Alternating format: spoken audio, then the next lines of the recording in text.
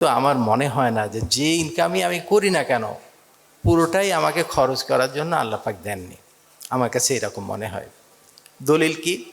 দলিল হলো এরকম, মানুষের মালিক আল্লাহ পাক। সূরা নাসে আমরা পড়ছি, আমরা আল্লাহ পাকের কাছে আশ্রয় চাচ্ছি, কুল আউযু বিরাব্বিন নাস, মানুষের রবের কাছে আশ্রয় করছি, মানুষের মালিকের কাছে আশ্রয়, মানুষের ইলাহের কাছে আশ্রয়। মানুষের মালিক আল্লাহ পাক। দুনিয়াতে দেখেন, আপনি যদি 10টা গরুর মালিক হন, যে গরু থেকে যা উৎপাদন হয় কে ভোগ করে? উৎপাদনকারী ভোগ করে না। গরু ধরে অনেক লিটার দুধ দিল, গরু কিন্তু সেই দুধের দাম যে বিক্রি করে যেটা হলো সেটা কিন্তু গরু ভোগ করে না, মালিক ভোগ করে।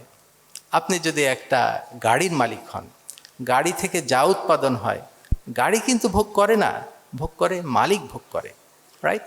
তাহলে আমার মালিক যদি আল্লাহ পাক হয়ে থাকেন, তাহলে আমার থেকে যা উৎপাদন হবে তা ভোগ করবেন আল্লাহ পাক। আমি কতটুকু ভোগ করব? যেটুকু আমার খাওয়া পরা এবং চলার জন্য প্রয়োজন সেটুকু ভোগ করব। যেটুকু গরু ভোগ করে থাকে, গরু কতটুকু ভোগ করে? সে তার খাওয়া, আশ্রয়, এইটুকুতে যে খরচ হয় সেটুকু সে ভোগ করে, বাকিটুকু কিন্তু মালিক ভোগ করে থাকে, রাইট? এটা একটা দলিল। আর একটা দলিল কি? আল্লাহ পাক এক জায়গায় বলছেন, তোমাদের কাছে টাকা পয়সা এবং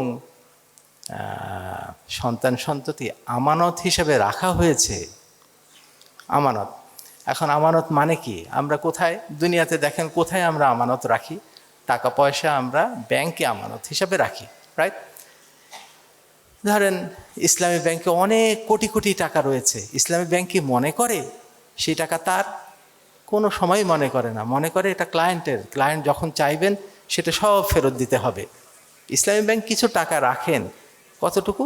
যেটুকু চলার জন্য প্রয়োজন, বাকি টাকা মালিকের। তো আল্লাহ পাক নিজে বলছেন, টাকা পয়সা আমার কাছে যেটা দিয়েছেন সেটা আমানত হিসেবে রেখেছেন, আমি শুধু সেইটুকুতে ওইটুকু খরচ করার অনুমতি দিয়েছেন যেটুকু মধ্যম পন্থায় আমার চলার জন্য প্রয়োজন, বিলাসিতা করার জন্য বলেননি। আজকে আমার ধরেন মনে হয় যে এই মাসে আমার তো অনেক ইনকাম হলো, এক সময় কিন্তু মনে হতো, আমারও এরকম ফিলিংস ছিল, আচ্ছা তাহলে আমার গাড়িটা বদলাই, আমার ফ্ল্যাটটা ছোট হয়ে গেছে বড় করি, আমার এই বিদেশে একটু ঘুরে আসি, অপ্রয়োজনীয় খরচ করে আসি। আল্লাহ পাক তো আমাকে এটা দিয়েছেন এটা খরচ করার জন্যই। আমার কিন্তু মনে হয় না।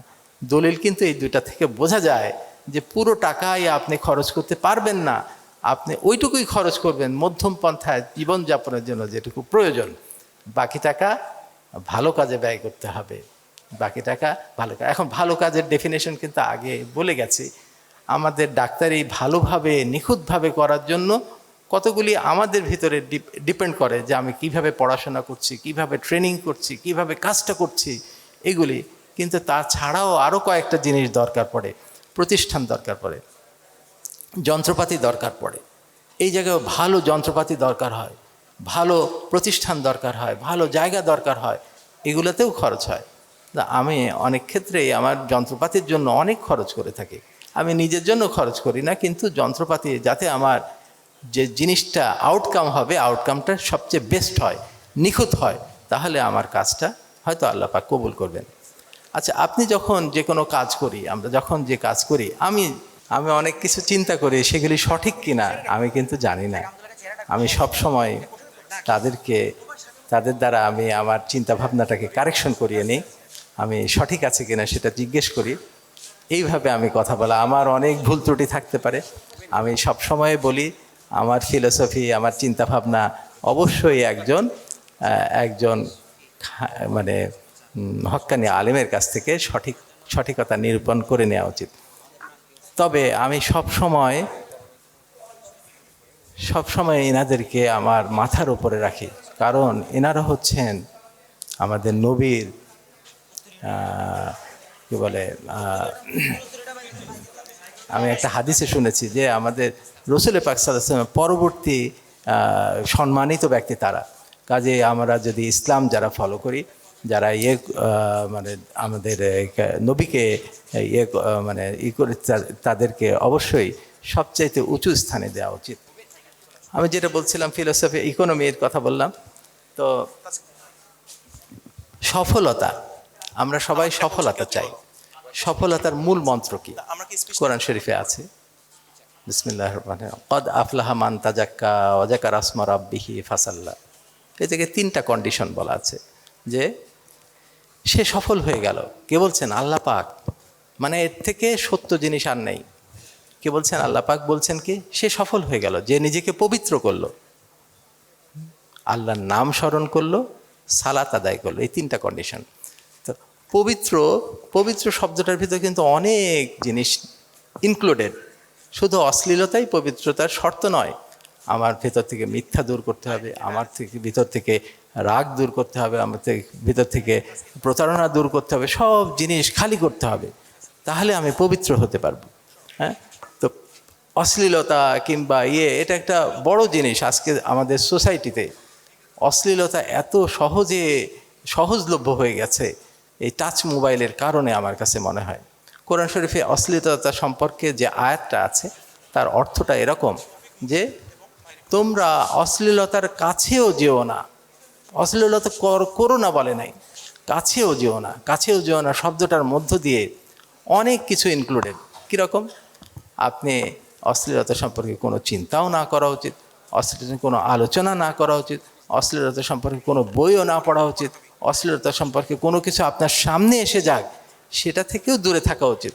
আমার কাছে মনে হয় আমি তো এ পর্যন্ত আমি টাচ মোবাইল ব্যবহার করিনি। কই, আমি তো খুব একটা মানে অর্জনের দিক থেকে কম হয়নি। কাজে আমার কাছে মনে হয় টাচ মোবাইল সহজেই এটা ওটা চলে আসে। এটা থেকে যত দূরে থাকা উচিত মনে হয় সুবিধা হয়। মানে অশ্লীলতা আরেক জায়গায় আছে সূরা মুমিনুনে যে বলছে তোমাদের স্ত্রী ছাড়া অন্য কোনো মহিলাকে কামনাও করো না। দেখেন শব্দটা এত সুন্দর, আমার কাছে মনে হয় ছোট্ট একটা শব্দ দিয়ে আল্লাহ পাক এত জিনিস ইনক্লুড করেছেন তার বলার অপেক্ষা রাখে না। কামনাও করেন না। কামনা মানে কি? সব কিছু থেকে আপনি বিরত থাকবেন, তাহলে আপনার অন্তরকে পবিত্র করা যায়। পবিত্রতা ভেরি ইম্পর্টেন্ট। পবিত্রতা না হলে আপনি সফল হবেন না। আরেক জায়গায় আয়াতে আছে কাদ আফলাহা মান জাক্কাহা ওয়া কাদ খাফা মান দাসসাহা। সে সফল হয়ে গেল যে নিজেকে পবিত্র করলো। শুধু একটা কন্ডিশন, যে নিজেকে পবিত্র করবে সে সফল হবেই, যে নিজেকে কলুষিত করলো সে ধ্বংস হয়ে গেল। কাজে সফলতার চাবিকাঠি আমার কাছে মনে হয় এর ভিতরে। দ্বিতীয়, ওই জায়গায় 3টা পয়েন্ট আছে যে আল্লাহ পাকের নাম স্মরণ করলো।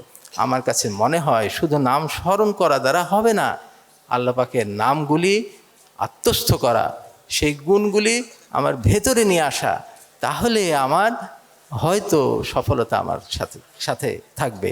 আর একটা হলো সালাত আদায় করা, কৃতজ্ঞতা স্বীকার করা।